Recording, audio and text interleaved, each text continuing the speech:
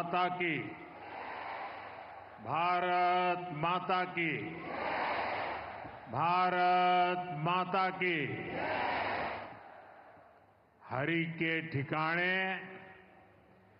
हरियाणा के सारे भाण भैया ने राम राम।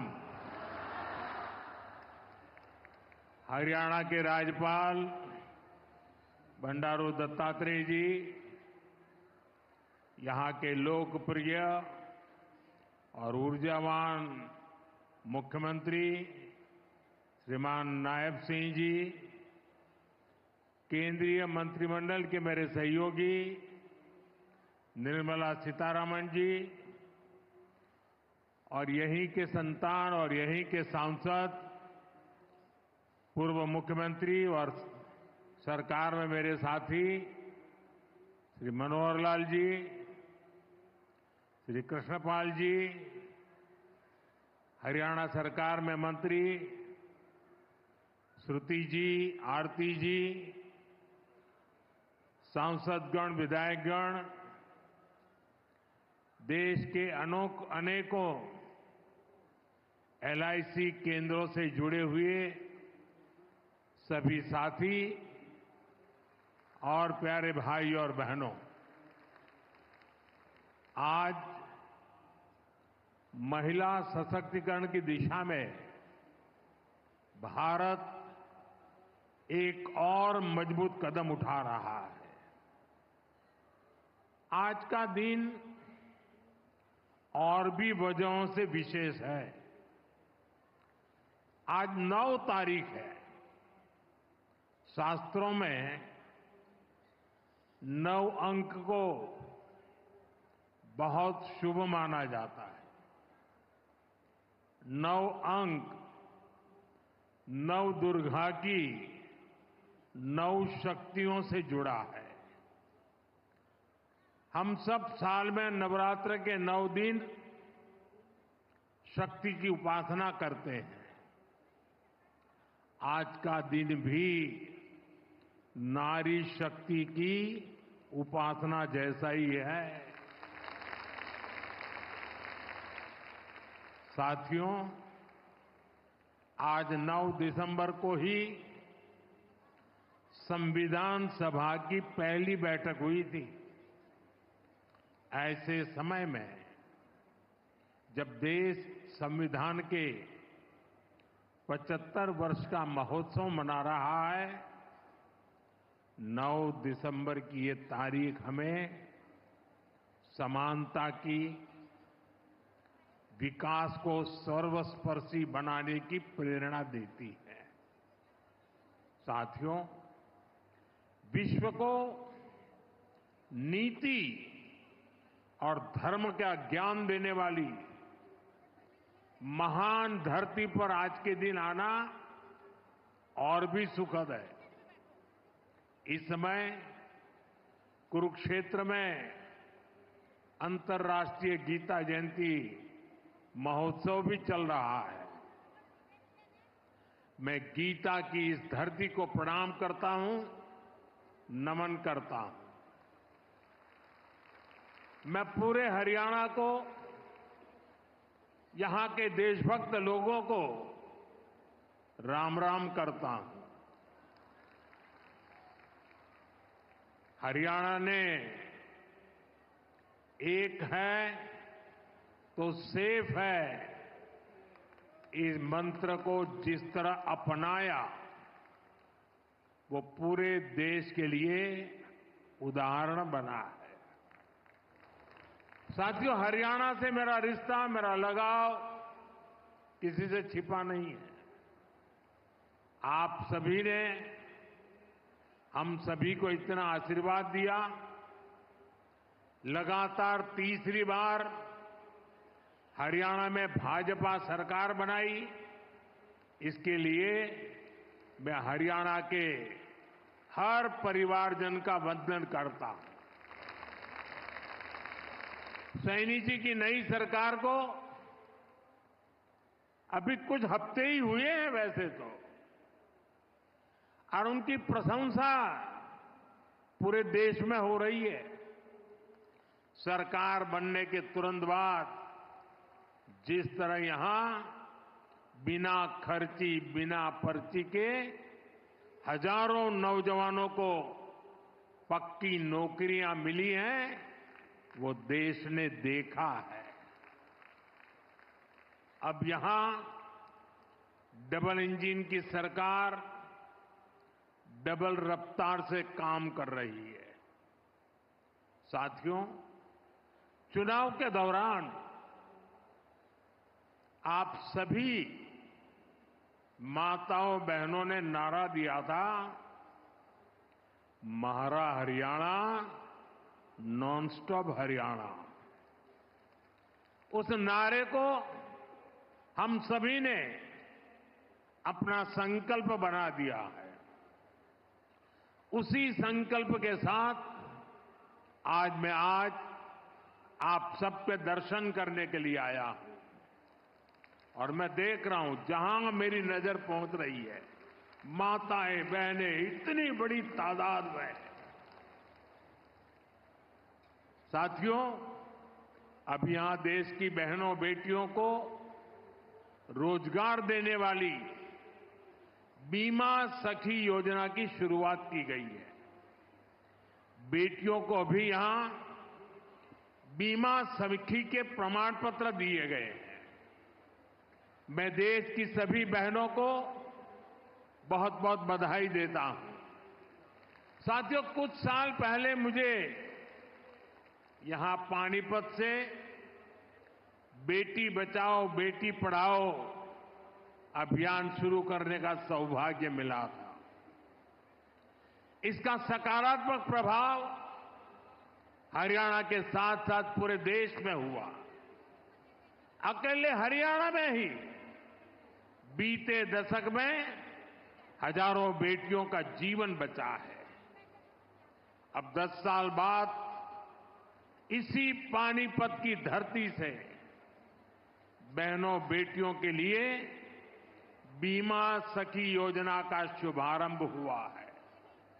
यानी हमारा पानीपत एक प्रकार से नारी शक्ति की प्रतीक भूमि बन गया है।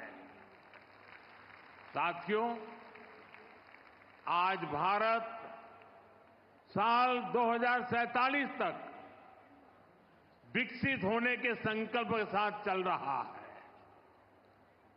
1947 से लेकर आज तक के कालखंड में हर वर्ग, हर क्षेत्र की ऊर्जा ने भारत को इस ऊंचाई तक पहुंचाया।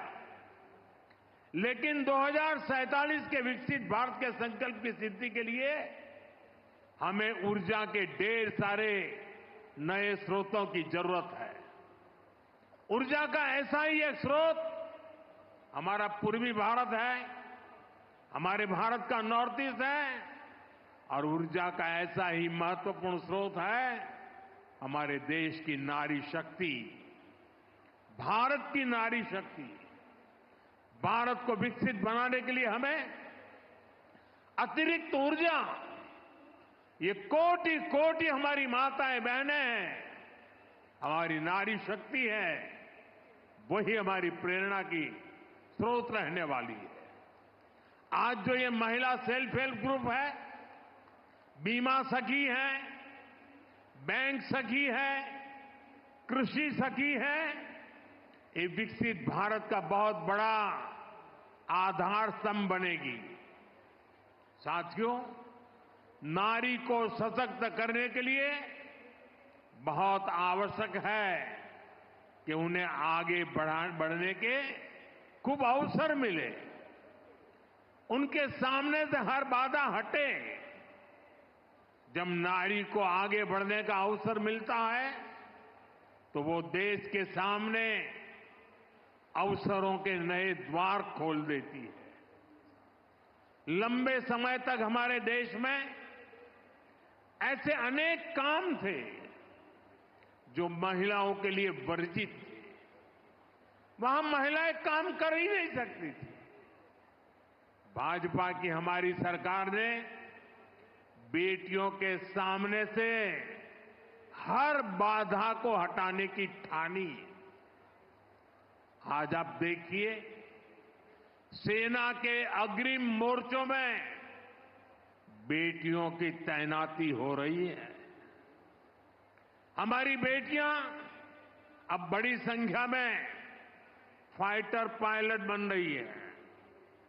आज पुलिस में भी बड़ी संख्या में बेटियों की भर्ती हो रही है। आज बड़ी बड़ी कंपनियों को और उसकी कमान हमारी बेटियां संभाल रही है। देश में किसानों के, पशुपालकों के 1200 ऐसे उत्पादक संघ या सहकारी समितियां हैं जिनका नेतृत्व महिलाएं कर रही है। खेल का मैदान हो या पढ़ाई का, बेटियां हर क्षेत्र में बहुत आगे चल रही है। गर्भवती महिलाओं की छुट्टी को बढ़ाकर 26 हफ्ते करने का भी लाभ लाखों बेटियों को मिला है। साथियों, कई बार जब हम किसी खिलाड़ी को मेडल पाकर गर्व से घूमते देखते हैं तो ये भूल जाते हैं कि उस मेडल को पाने के लिए उस खिलाड़ी ने, उस बेटी ने बरसों तक कितनी मेहनत की है। कोई एवरेस्ट पर तिरंगे के साथ फोटो खिंचवाता है तो उस खुशी में हम ये भूल जाते हैं कि वो व्यक्ति कितने वर्षों के संघर्षों के बाद एवरेस्ट की ऊंचाई पर पहुंचा है। आज यहां जिस बीमा सखी कार्यक्रम की शुरुआत हो रही है, उसकी नींव में भी बरसों की मेहनत है, बरसों की तपस्या है। आजादी के 60-65 सालों बाद भी अधिकतर महिलाओं के पास बैंक खाते नहीं थे, यानी पूरी बैंकिंग व्यवस्था से ही महिलाएं कटी हुई थी। इसलिए हमारी सरकार ने सबसे पहले माताओं बहनों के जनधन बैंक खाते खुलवाए और आज मुझे गर्व है कि जनधन योजना से 30 करोड़ से ज्यादा बहनों बेटियों के बैंक खाते खुले। क्या आपने कभी सोचा है अगर ये जनधन बैंक खाते ना होते तो क्या होता?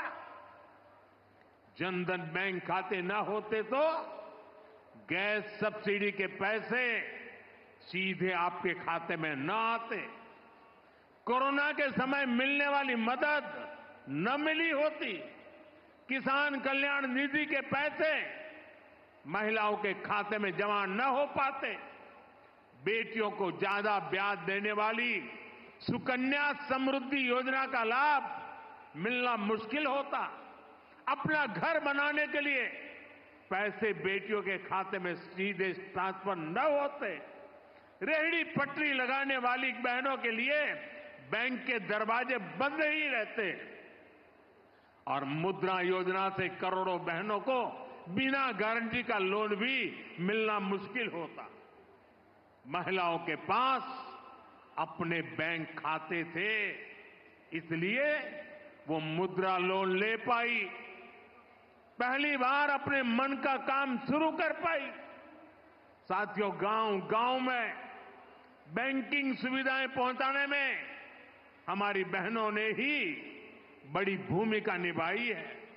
आप कल्पना कर सकते हैं, जिनके बैंक खाते तक नहीं थे, वो अब बैंक सखी के रूप में गांव के लोगों को बैंकों से जोड़ रही है। बैंक में कैसे बचत होती है, कैसे लोन मिलता है, ये सब कुछ लोगों को सिखा रही है हमारी माताएं बहनें। ऐसी लाखों बैंक सखियां आज गांव में सेवाएं दे रही है। साथियों, बैंक खाते की तरह ही कभी महिलाओं का बीमा भी नहीं होता था। आज लाखों बेटियां, उनको बीमा एजेंट, बीमा सखी बनाने का अभियान शुरू हो रहा है। यानी जिस सेवा का लाभ पाने से कभी वो वंचित रही, आज उसी सेवा से दूसरे लोगों को जोड़ने का जिम्मा उन्हें दिया जा रहा है। आज बीमा जैसे सेक्टर के विस्तार का नेतृत्व भी एक प्रकार से अब महिलाएं ही करेंगी। बीमा सखी योजना के तहत 2 लाख महिलाओं को रोजगार के अवसर देने का लक्ष्य है। बीमा सखी कार्यक्रम के माध्यम से 10वीं पास बहनों बेटियों को ट्रेनिंग दी जाएगी, उन्हें 3 साल तक आर्थिक मदद भी दी जाएगी, भत्ता दिया जाएगा। बीमा के सेक्टर से जुड़ा डेटा बताता है कि एक एलआईसी एजेंट हर महीने औसतन एवरेज 15,000 रुपये कमाता है। इस हिसाब से देखें तो हमारी बीमा सखियां हर वर्ष 2.25 लाख रुपये से अधिक कमाएगी। बहनों की ये कमाई परिवार को अतिरिक्त आय देगी। साथियों, बीमा सखियों के इस काम का महत्व सिर्फ इतना ही नहीं है कि उन्हें हर महीने हजारों रुपया कमाई होगी। बीमा सखियों का योगदान इससे कहीं अधिक होने वाला है। विकसित होते हमारे देश में इंश्योरेंस फॉर ऑल हम सभी का ध्येय है। ये सोशल सिक्योरिटी के लिए, गरीबी को जड़ से मिटाने के लिए अति आवश्यक है। आज बीमा सखी के रूप में आप जिस भूमिका में आ रही है, उससे इंश्योरेंस फॉर ऑल उस मिशन को बल मिलेगा। साथियों, जब व्यक्ति के पास बीमा की ताकत होती है तो कितना लाभ होता है, इसके उदाहरण भी हमारे सामने हैं। सरकार प्रधानमंत्री जीवन ज्योति बीमा और प्रधानमंत्री सुरक्षा बीमा योजनाएं चला रही है। इसके तहत बहुत ही कम प्रीमियम पर 2-2 लाख रुपए तक का बीमा कराया जाता है।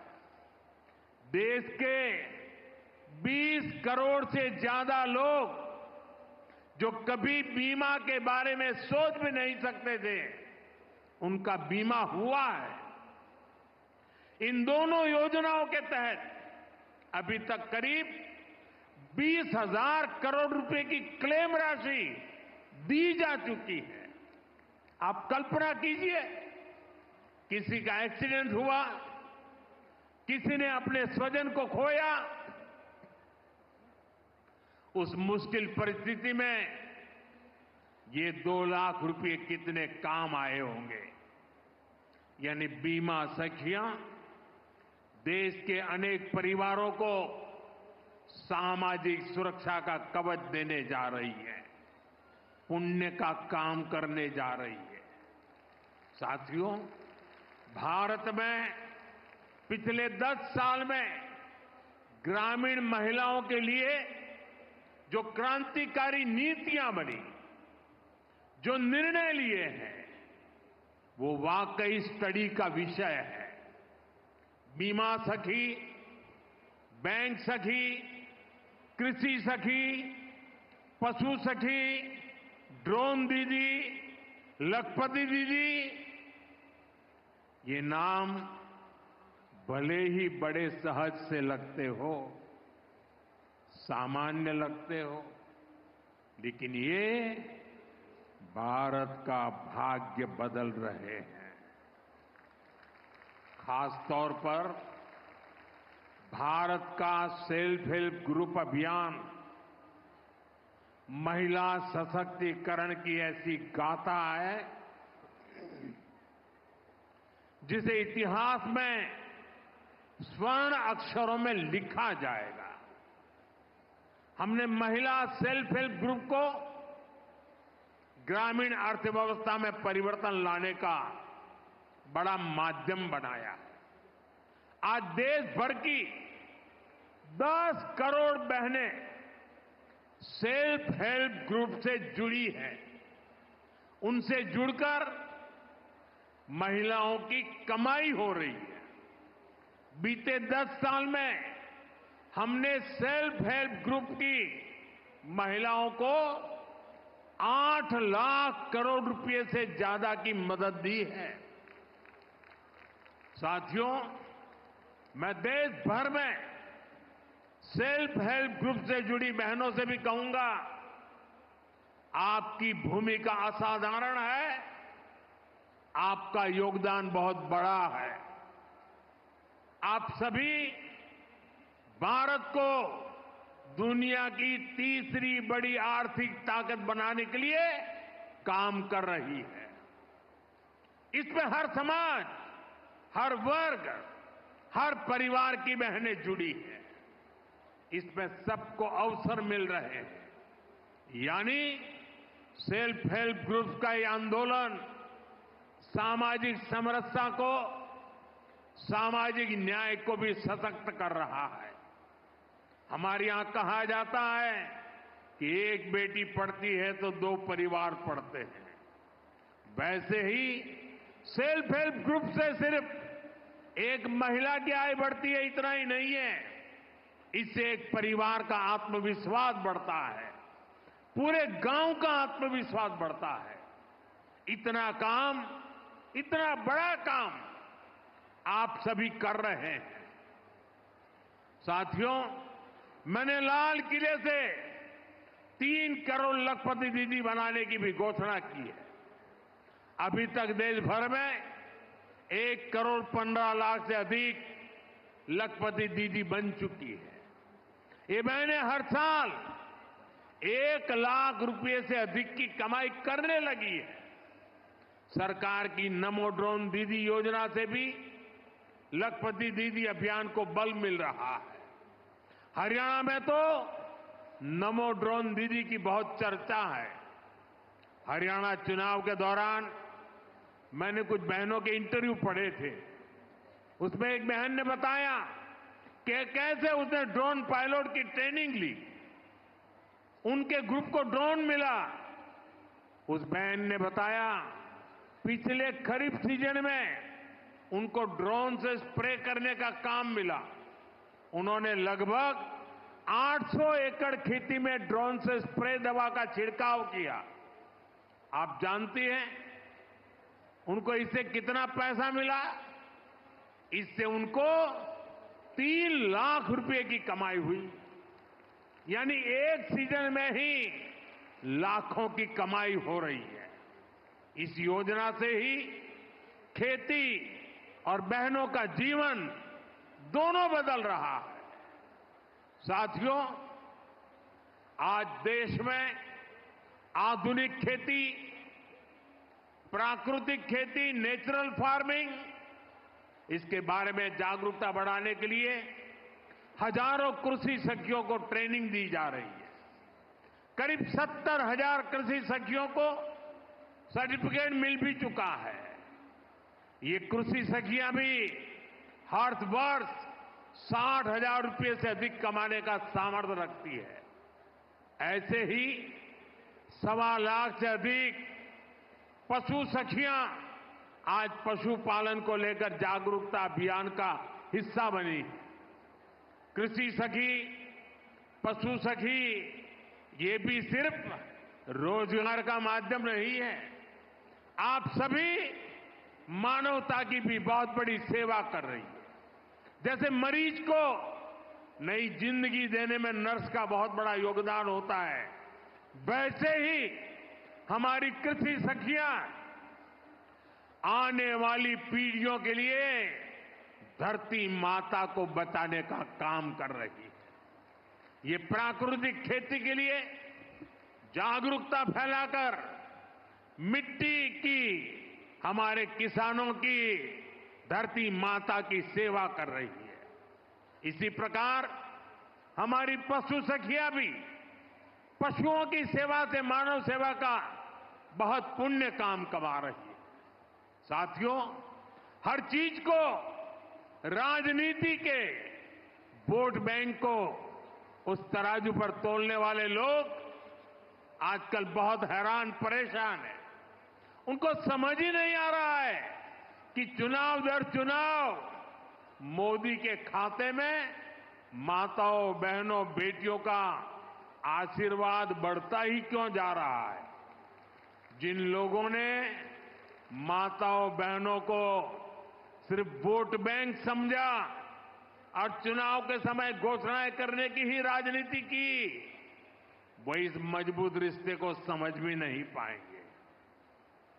आज माताओं, बहनों का इतना लाड़ प्यार मोदी को क्यों मिलता है, ये समझने के लिए उन्हें बीते 10 वर्षों के सफर को याद करना होगा। 10 साल पहले करोड़ों बहनों के पास एक आदत शौचालय नहीं था। मोदी ने देश में 112 करोड़ से अधिक टॉयलेट बनाए। 10 साल पहले करोड़ों बहनों के पास गैस कनेक्शन नहीं था। मोदी ने उन्हें उज्ज्वला के मुफ्त कनेक्शन दिए, सिलेंडर सस्ते किए। बहनों के घरों में पानी का नल नहीं था, हमने घर घर नल से जल पहुंचाना शुरू किया। पहले कोई प्रॉपर्टी महिलाओं के नाम नहीं होती थी, हमने करोड़ों बहनों को पक्के घर की मालकिन बना दिया। कितने लंबे समय से महिलाएं मांग कर रही थी कि उन्हें विधानसभा और लोकसभा में 33% आरक्षण दिया जाए। आपके आशीर्वाद से इस मांग को पूरा करने का सौभाग्य भी हमें मिला। जब सही नियत से ऐसे ईमानदार प्रयास होते हैं, तभी आप बहनों का आशीर्वाद मिलता है। साथियों, हमारी डबल इंजन सरकार किसानों के कल्याण के लिए भी ईमानदारी से काम कर रही है। पहले 2 कार्यकाल में हरियाणा के किसानों को एमएसपी के रूप में 1.25 लाख करोड़ रुपए से अधिक मिला है। यहां तीसरी बार सरकार बनने के बाद धान, बाजरा और मूंग किसानों को एमएसपी के रूप में 14,000 करोड़ रुपए दिए गए हैं। सूखा प्रभावित किसानों की मदद के लिए भी 800 करोड़ रुपए से अधिक दिए गए हैं। हम सब जानते हैं, हरियाणा को हरित क्रांति का अगुवा बनाने में चौधरी चरण सिंह विश्वविद्यालय ने बड़ी भूमिका निभाई है। अब 21वीं सदी में हरियाणा को फल और सब्जी के क्षेत्र में अग्रणी बनाने में महाराणा प्रताप विश्वविद्यालय का रोल अहम होगा। आज महाराणा प्रताप बागवानी विश्वविद्यालय के नए कैंपस का शिलान्यास हुआ है। इससे इस यूनिवर्सिटी में पढ़ रहे नौजवानों को नई सहूलियत मिलेगी। साथियों, आज मैं हरियाणा के आप सभी लोगों को, सभी बहनों को फिर से भरोसा दे रहा हूं कि राज्य का तेजी से विकास होगा। डबल इंजन की सरकार तीसरे कार्यकाल में 3 गुनी तेजी से काम करेगी और इसमें यहां की नारी शक्ति की भूमिका इसी तरह लगातार बढ़ती रहेगी। आपका प्यार, आपका आशीर्वाद यूं ही हम पर बना रहे। इसी काम के साथ फिर से सभी को बहुत बहुत बधाई, बहुत बहुत शुभकामनाएं। मेरे साथ बोले भारत माता की, भारत माता की, भारत माता की। बहुत बहुत धन्यवाद।